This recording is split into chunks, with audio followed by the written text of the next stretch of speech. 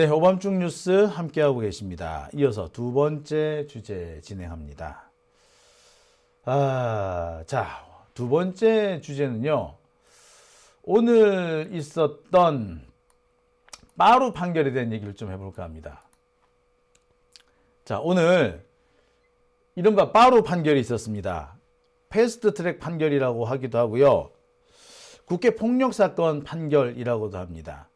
지난 2019년입니다. 당시 공수처법이라든지 또는 형사소송법 등 사법개혁과 관련된 검찰개혁과 관련된 법안이 국회를 통과합니다. 이 과정에서 당시 미래통합당인가요? 어쨌든 당가요? 하여튼 그쪽 당 애들, 지금의 국힘당 애들이죠. 얘네들이 이 국회 법안 통과를 막는 무력으로 힘으로 통과를 막는 일이 생기게 됩니다. 자, 이거는 명백히 국회 선진화법을 위반한 사건이죠. 특히 이 과정에서 나경원은 노루발이라고 하죠. 빠루를까지 들고 와가지고 회의장 문을 부시겠다라는 식의 협박을 하기도 합니다. 아무튼 이런 식으로 해서 당시 법안 통과를 막으려고 했어요. 글쎄, 결과적으로 법안은 통과가 됐습니다만 이 과정에서 우리나라 국회는 상당히 많은 명예손상을 입었습니다. 전 세계에 이 사건이 알려지면서 망신살이 톡톡히 뻗치기도 했죠. 지금은 상상할 수조차 없는 일인데 이게 6년 전까지 우리나라에서 뻔히 있었던 일입니다. 국회 선진화법, 사실 이거 박근혜가 만든 법이거든요. 지금 국힘당 지들이 만든 법인 거야. 지들이 법을 만들고 지들이 어겼어요. 자, 그런데 오늘 이들에 대한 판결이 너무나도 관대하게 내려졌습니다. 솜방망이 처벌이라는 걸 이런 걸 보고 하는 거겠죠. 나경원 같은 경우 이렇게 빠루를 들고 설쳤는데도 겨우 400만 원의 벌금만 선고가 됩니다. 당시 폭력 사태에 개입한 국회의원들, 글쎄 제가 알기로는 20명이 넘는 걸로 알고 있는데 이들 모두 의원직을 유지합니다. 이들 중에 8명만 의원직을 상실했어도 국힘당은 개헌 저지선을 상실했을 겁니다.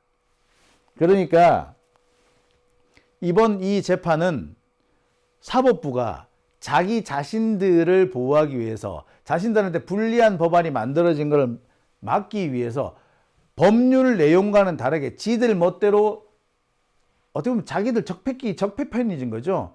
적폐와 같은 편인 사법부가 적폐에게 특혜, 선처를 베푼 거다라고 보셔도 되는 겁니다. 안 그러면은 민주당에서 개헌까지도 할 수 있고 법을 어떻게 바뀔지 모르니까 그래서 사법부에 불리한 판결이 나올 수도 있으니까 불리한 법안이 나올 수도 있으니까 그 법안을 막으려는 겁니다. 소위 말하는 내란 특별재판부도 이렇게 되면 막을 수가 없어요. 위헌이 문제가 된다? 그러면 헌법도 바꾸면 돼. 자, 그러니까 판사들이 어떤 생각을 했겠어요? 위기의식을 느낀 겁니다. 그러니까 어떻게 한 거야? 안 되겠다. 나경원 살려줘. 황교안 살려줘. 송원석 다 살려줘. 아니 국힘당 다 살려줘. 이렇게 된 거예요. 자, 이런 이상한 판결을 내린 사람이 누구라고요? 장찬 부장판사입니다. 오늘 제가 준비한 두 번째 주제는 바로 이 장찬 부장판사에 대한 얘기입니다. 기사 보셨죠? 나경원, 송원석, 황교안 벌금형. 법원은 부당성을 공론화하려는 정치적 동기. 그러니까 당시 민주당에서 추진한 법안이 부당하다라는 것을 알리기 위해서 폭력을 썼다 이거예요. 그렇기 때문에 유죄는 유죄지만 부당한 건 맞으니까 어떻게? 처벌을 경감해준다, 감경해준다. 이게 오늘 판단의 핵심입니다. 딴 거 아니야. 나경원이가 폭력을 쓰기는 썼는데 근데 쓸만했네. 그러니까 어떻게? 처벌을 좀 낮춰줄게. 그래서 국회의원직 살려줄게. 이런 판단을 내린 거예요. 폭력을 쓸만했다라는 판결을 내린 겁니다. 누가? 장찬 부장판사가. 왜 이런 짓을 했다고? 네. 이번 판결에서, 이번 패스트트랙 판결에서 국힘당 국회의원들 8명만 목이 날아가도 국힘당은 개헌 저지선을 상실하게 됩니다. 개헌 저지선 상실하게 되면 민주당 개혁에, 우리 민주진보 진영의 개혁에는 더 이상 거칠 게 없어지죠. 헌법부터 바꿔놓고 그 다음부터 법을 만들면 되는 거거든요. 당장 내란 재판부도 그렇습니다.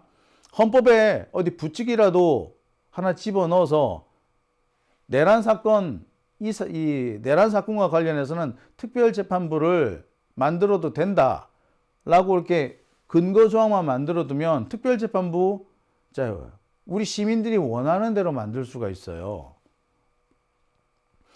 자, 이거는 사법부에도 큰 위협이 될 겁니다. 당장 누구? 예, 당장 조희대 모가지가 날아갈 거란 말이야. 그러니까 어떻게 한다? 예, 그걸 막기 위해서라도 나경원이든 송원석이든 이런 국힘당 애들을 살려줘야 됐던 거야. 안 살려주고는 안 됐던 거예요. 그래서 오늘 이렇게 아주 값싼 판결이 나온 겁니다. 이 판결을 내린 사람이 바로 장찬 부장판사입니다. 장찬 부장판사. 장찬 부장판사는 어떤 사람이냐? 참. 오늘 판결 내용은 자, 여기서 잠시 우리 패스트트랙 사건을 좀 되짚어 볼게요. 당시 패스트트랙 사건은 최입의 의원을 감금하는 데서 시작합니다. 그리고 국회에 패스트트랙 진행을 방해한 거예요. 최입의 의원 감금 사건은 400에서 2천만 원의 벌금이 나왔고요. 국회 패스트트랙 방해 사건은 400만 원 이하의 벌금이 다 나왔습니다. 결국 둘 다 국회의원직을 유지하게 된 겁니다. 최입의 의원 감금 사건 같은 경우에는 집행유예 이상이 나왔어야지 의원직이 사라지고, 국회 패스트트랙 방해 사건은 500만 원 이상이 나왔어야지 의원직이 사라지는데, 오늘 판결에서는 집행유예도 500만 원 이상의 벌금도 안 나왔어요. 결국에 국힘당 전원이 다 생존한 겁니다. 전원이 다 유죄 판결을 받았는데 전원이 다 생존한 겁니다. 기가 막힌 일 아닙니까? 국회의원이 폭력을 행사했는데 그런데도 국회의원직을 잃지 않는다. 더군다나 국회의원이 국회 안에서 국회 회의를 받기 위해서 폭력을 행사했는데 의원직을 그대로 유지한다. 이렇게 되면 앞으로 국회에서 폭력 난무하게 될 겁니다. 그리고 그 책임은 사법부가 져야 돼. 사법부는 자신들이 살아남기 위해서 국회에서 폭력이 난무하는 것을 용인해 준 거예요. 예, 장찬 부장판사가 그 짓을 했어요. 자, 뭐라고 판결 내렸느냐? 자, 내용을 볼게요. 이 사건 당시 피고인들의 행사한 유형력의 정도는 비교적 중하지 아니하고 대체로 상대방의 출입을 막는 등 간접적인 형태로 진행되었다. 그러니까 폭력, 유형력의 정도가 중하지 않다. 그래서 처벌을 강하게 하지 않았다. 이 얘기죠. 그런데요, 빠루가 중하지 않습니까? 빠루 들고 설치는데 이게 중하지 않나요? 예? 빠루를 들고 설쳤다고. 그 쇳덩어리예요. 그런데 이게 중하지 않습니까? 판사 새끼들 앞에서 한번 빠루 들고 한번 설쳐봐? 야, 잡놈의 새끼들. 자, 또 있습니다. 이 사건 개선 행위는 이후 헌법재판소에서 다수 의견으로 합헌 판단이 되긴 하였지만 헌법재판관 9인 중 4인이 위헌으로 판단한 점에 비추어 그 행위가 위법성에 의문을 품었다는 피고인들의 주장이 전혀 근거가 없다고 볼 수 없다. 그러니까 당시에 이 패스트트랙을 진행하는 과정에서 몇몇 국회의원들이 깽판을 치죠. 그래서 의원들이 바뀝니다. 그 의원들 바뀌는 와중에서 이제 의원 개선이라는 게 이루어진단 말이에요. 이걸 이루는 게 의원들을 바꾸는 거, 요게 위헌이다라고 국힘당에서 주장을 했었습니다. 그리고 이게 헌법재판소까지 가죠. 헌법재판소에서 5대4로 합헌이 나왔다고. 그런데 당시에 4명의 위헌 판단한 헌법재판관들이 있었다라는 이유로, 그러니까 국힘당 애들이 당시에 이렇게 난동을 부리는 것도 이유가 있었네. 그러니 면죄부를 준다라고 판단한 겁니다. 헌법재판소에서 위원이 4명이나 나왔다. 그러니까 폭력 행사할 만했네 라고 판단한 겁니다. 이게 말입니까 방구입니까? 아니, 헌법재판소로 그럼 가면 되는 거잖아. 헌법재판소로 가면 되는 거 아니야. 그러면 헌법재판소가 위헌이라고 판단하는 그런 게 있으면 폭력 행사해도 돼? 헌법재판관 9명 중에 1명이라도 위헌 판단이 있다. 그런 사안이라면 폭력 행사해도 되는 거예요? 에? 말이 되는 소리를 해야 될 거 아니야. 국회에서 폭력 행사하지 말라고 만들어두는 데가 헌법재판소잖아. 그게 사법부잖아. 그런데 사법부에서 소수 의견이 있다는 이유로 폭력을 써도 된다, 이런 판결이 나왔다는 게 저는 상식으로 이해가 안 갑니다. 참, 이런 판단을 내리는 새끼가 누구라고? 장찬 부장판사라는 겁니다. 장찬 부장판사는 66년생이고요. 서울 태생입니다. 영동고등학교를 나왔어요. 서울의 영동고등학교. 서울대 공법학과. 사법연수원 29기입니다. 영동고등학교를 나왔으면 얘 어디야? 강남 쪽 사람인가? 파락구네야? 자, 66년생인데 사법연수원 29기인 걸로 봐서 이 친구도 좀 늦게 연수원에 들어간 걸로 보입니다. 66년생이면 연수원 23기 정도가 맞거든요.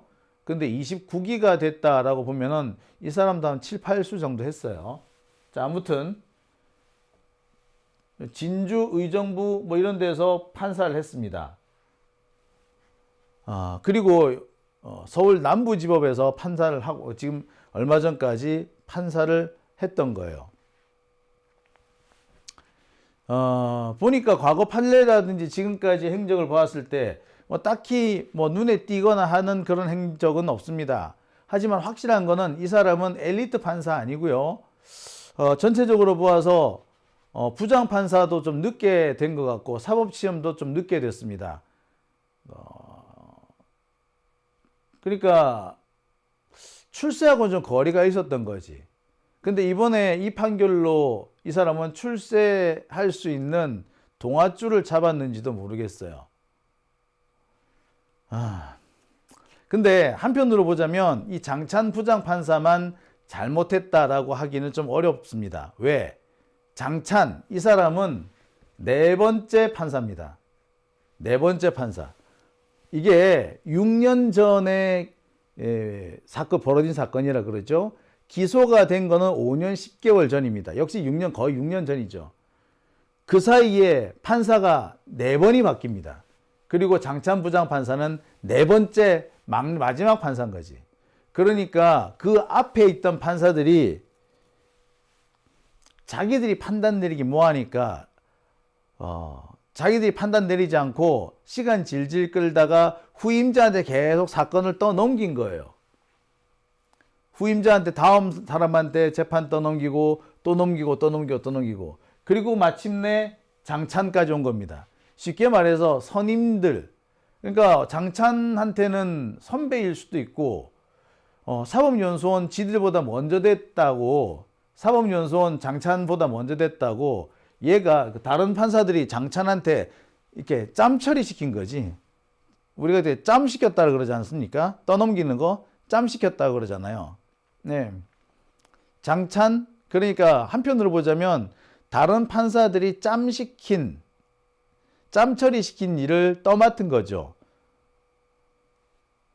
앞서서 제가 장찬 부장판사가 사법시험에도 늦게 됐고 부장판사 진급도 좀 늦었다라고 말씀드렸는데, 그러니까 짬처리 된 거지. 이런 사건, 이른바 오랫동안 계속 처리가 되지 않고 재판부에 머물러 있는 사건을 우리가 깡치 사건이라 그러는데, 이 깡치 사건을 최종적으로 짬처리하게 된 게 장찬인 거야. 그러니까 이 사람이 판결 개판으로 내린 거는 맞는데 얘만 나쁘다고 하기 어려운 거지. 그죠? 그러면 도대체 어떤 놈이 이 짬처리를 시켰을까? 지금까지 이 장찬한테까지 오게끔 사건을 질질 끌다가 떠넘기고 도망간 새끼들은 어떤 새끼들이 있을까? 자, 하나씩 제가 짚어보겠습니다. 맨 처음 이 사건을 배당받은 거는 2020년 3월경이에요. 이때 사건을 맡은 사람은 이환승 판사입니다. 이환승 판사. 맨 처음에는 이환승 판사라는 사람이 맡았고요. 그 다음에 2년쯤 지나가서 판사가 바뀝니다. 2021년 3월이 되면은 성복이 판사로 바뀝니다. 그리고 다시 시간이 지나서 2024년 1월이 되면은 정도성 판사로 바뀌어요. 그리고 맨 마지막에 장찬까지 오게 되는 겁니다. 자, 정리를 해보겠습니다. 맨 처음에 누구? 이환승. 그 다음에 누구? 성복이. 그 다음은 또 누구? 자, 맨 처음에 이환승, 성복이, 그 다음에 누구? 정도성, 그리고 장찬까지 이렇게 온 겁니다.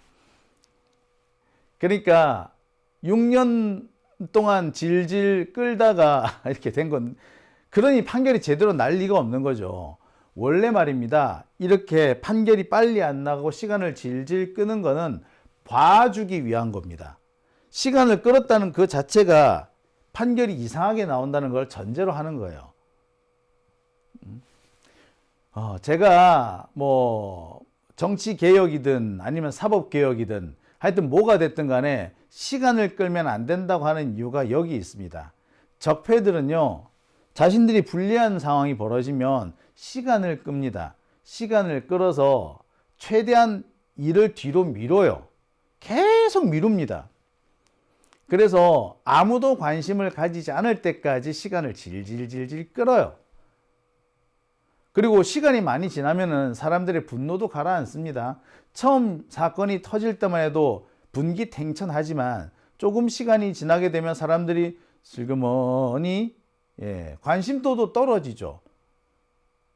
나쁜 놈이라고는 하지만 그 나쁜 놈이라고 비난하고 분노하는 그런 정도도 내려갑니다. 그때쯤에 슬그머니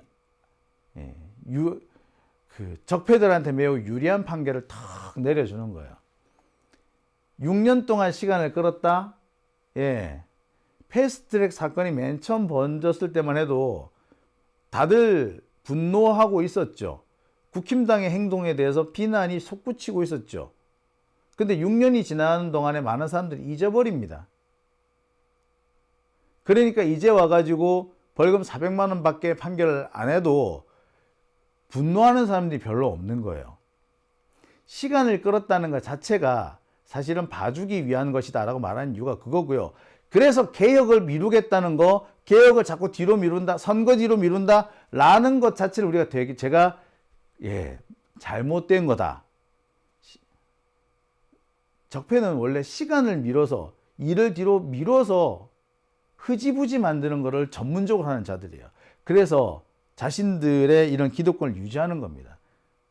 이게 흔히 쓰는 이 적폐 잡놈들의 수법이에요. 이번에도 마찬가지인 겁니다. 그러니까 장찬도 문제지만 그 앞에 재판을 질질 끌었던 숱한 판사들, 누구? 이환승, 성복이, 정도성, 이들 역시 사실은 똑같이 나쁜 놈이었다는 거지. 나경원, 황교안 이런 놈들을 봐주기 위해서 일부러 시간을 끈 거예요. 하나같이 다 공범인 거죠.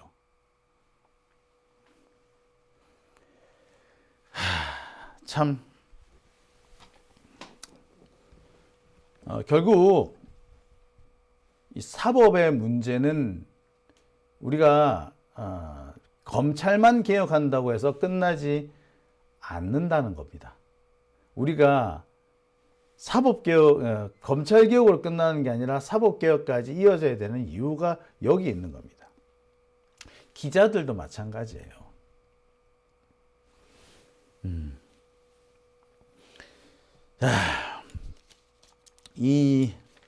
이런 사법부의 적폐 행태에 어떻게 보자면 그 면죄부를 내주고 사법부의 이런 행동에 계속해서 어떻게 보면은 옹호를 해주고 비판을 안 하는 게 이게 언론들, 우리나라 이게 소위 말하는 법조 출입 기자들의 행태 아니겠습니까? 오늘도 보면 그래요. 이 법원에서 보도자료, 설명자료라는 걸 뿌렸거든요. 그래서 왜 6년이 걸렸는지 구구절절히 설명합니다. 그 관련된 동영상이 8테라니, 30테라니 어마어마하게 많은 그 증거가 제출됐고, 증인이 몇백 명이 되고, 그래서 시간이 6년을 끌 수밖에 없었다라고 헛소리를 합니다. 하지만 우리 뻔히 다 아는 거 아닙니까? 증거가 아무리 많이 제출됐다고 하더라도요, 이거 어떻게 보면 너무나도 사실관계는 명확했습니다. 명확한 사실관계였어요. 따라서 시간 끌 이유가 하나도 없었습니다. 증거가 많이 제출됐다고요? 그 증거를 왜 다 봐? 필요한 증거만 쏙쏙 뽑아보면 되는 거 아니에요. 그런데 그리고 가장 중요한 이 동영상인 꼭 몇 개만 보면 되는 거 아니었습니까? 폭력 행사했나? 폭력 행사한 자료들 다 있잖아요. 그것만 그냥 봤으면 되는 거지. 그게 그 CCTV 본이라고 시간을 6년을 끌었다고? 개 같은 소리를 해요. 근데 그 개 같은 소리를 오늘 언론이 얼마나 열심히 받아 적어줬냔 말이야. 정말 말도 안 되는 변명을 말이 되는 것처럼 열심히 기사 써준 게 누구냐고요. 다 언론이잖아. 결국에는 법원은 시간을 끌려고 했고요. 법원이 시간 끌게끔 검찰과 나경원 측에서 짝짝꿍이 됐던 거예요. 솔직히 증인도 그렇고 증거도 그렇고 그렇게 많이 필요 없었어요. 그런데 증인과 증거를 그렇게 많이 만들어냈다는 것 자체가 시간 끌겠다는 거예요. 그런데 법원에서 이거를 정리를 하지 않고 교통 정리를 하지 않고 다 받아준 겁니다.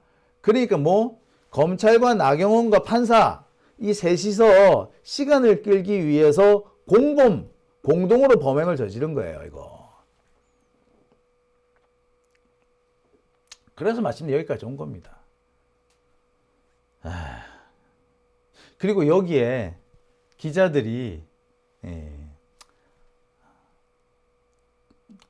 상당히 많은 도움을 준 거죠. 한쪽 귀퉁이에서 힘을 보태준 겁니다. 결국에 검찰도 법원도 적폐 정치인도 적폐 언론도 모두 한편이었다는 게 이 사태를 통해서 명확하게 드러나는 겁니다. 내란 아직 안 끝났습니다, 여러분. 내란 진압하는데 앞으로도 시간이 많이 걸릴 거예요.